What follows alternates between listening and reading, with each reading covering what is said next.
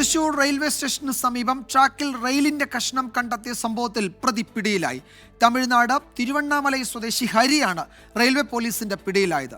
ട്രെയിനിൽ ഇടിച്ച് കഷ്ണങ്ങൾ പൊട്ടിപ്പോയാൽ എളുപ്പത്തിൽ കൊണ്ടുപോകാമെന്ന് കണക്ക് കൂട്ടിയാണ് ഇരുമ്പ് കഷ്ണം പാളത്തിലിട്ടത് എന്നാണ് പ്രതി മൊഴി നൽകിയത്. ഇന്ന് പുലർച്ചെ 4:50ഓടെയായിരുന്നു സംഭവം.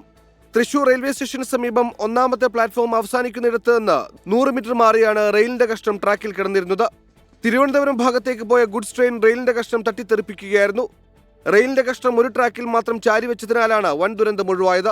മദ്യലഹരിയിലായിരുന്നു പ്രതി കൃത്യം നടത്തിയത്.